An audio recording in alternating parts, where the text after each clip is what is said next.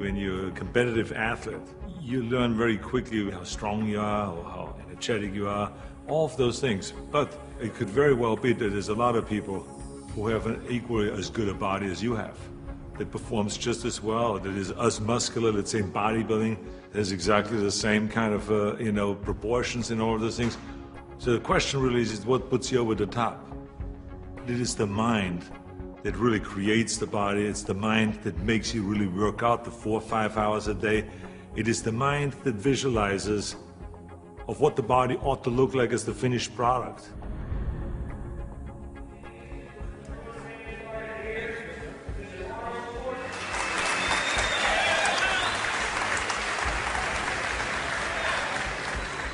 Hello everybody.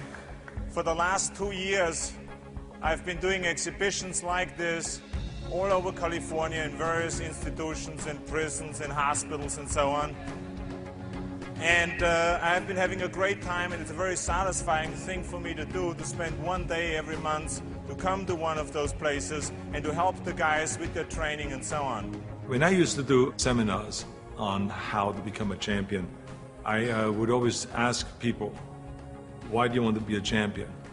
Or what do you want to accomplish? Why are you training? And they will, if a guy will get up and he will say, well, I want to train because I think that if I get muscular and I feel like I'm getting the kind of definition, then I maybe can enter a bodybuilding competition. I said, sit down. I said, if you think this way, you're going to be a loser. You're never going to make it because there's no maybe. You got to get up and say, I want to be a champion. And I do whatever it takes. The amount of hours it takes, the posing, the this, the that, the visualization, looking at training footage, looking at motivational books, reading this, reading, whatever it takes, I would do. That's the answer I want to hear from you. You can detect right away those that are going to be shaky and that will fall behind and they will not go all the way, and those that are very hungry. And that hunger you have to develop because you have to create a goal for yourself, whatever that may be, a short-term goal and a long-term goal, and you got to go after that. And if you do not see it, and if you do not believe it, who else will? The body is very important, but the mind is more important than the body. You have to visualize what that body ought to look like in order to make it win, because that's what creates then the will that you need to go to the gym every day.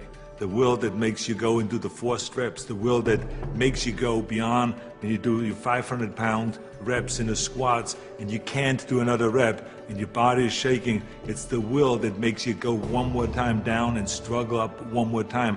And so it's all of this, so the mental aspect that motivates you and that makes the difference between you being in the gym full of joy and looking forward to doing that extra rep and looking forward to doing those extra 100 reps in the sit-ups and working past the pain barriers. That all is the mind. That's not the body. So this is why I think the body is very important, but the mind is more important than the body. So you got to go to the gym and feel like every rep that you do is getting you one step closer to that goal, to make that vision that you have turn into reality. And that's why when you look at pumping iron, for instance, you can see that we always had great joy in the gymnasium. And people always were saying, why would you laugh and have a good time? You're working at 5 hours. Well, we did because I knew that every workout, every 5 hours will get me closer to becoming the Mr. Olympia or the Mr. Universe or the Mr. World and all those things. And I think that if you think that along the way you're not going to fail, then you're blind. Because there's no one that I've ever met, no matter how successful they are, that haven't said that they had their failures along the way. You have to. I mean, the only way that you really know that you can lift 500 pounds is if you're willing to fail. So if you're afraid of failure, then you will never grow. The people that grow the furthest are the people that really don't care. They fail or they make it, they're going to take that risk because that's what you have to do. I think what we learn in sports is very helpful to anything and everything else that you do in life. So now you apply that principle to acting. And you say, well, wait a minute, I put 5 hours in every day in working out, I did my posing 1 hour a day, I did my stretching and this and that, and all of those kind of things. So now, let me apply the same thing to my acting career. Let's go to acting class every day. Let's go and work on the accent, the same amount of time, with the same will, and let's visualize what am I shooting for? Okay, I want to be another Clint Eastwood. I want to be another John Wayne. I want to be another Kirk Douglas, all those great heroes that I admired as a kid. So that's what I'm going after. And that same principle works, even though there's so many people around that say, no, you will never make it because you have an accent, your body is too big, and your name Schnitzel or whatever, who can pronounce that? But you know. It doesn't matter if anyone else knows and if anyone else believes in it, but you know. And that you know that principle of visualizing yourself as a star will work, and all you have to do now is go towards that vision. I've retired from bodybuilding in 1975, and I signed a series of Conan movies. Here I was, big studio behind you, budget $20 million, of course, which was in those days is an equivalent of today, $150 million. I was going to Australia to be a judge at the Mr. Olympia competition. But then all of a sudden, I thought, I should compete.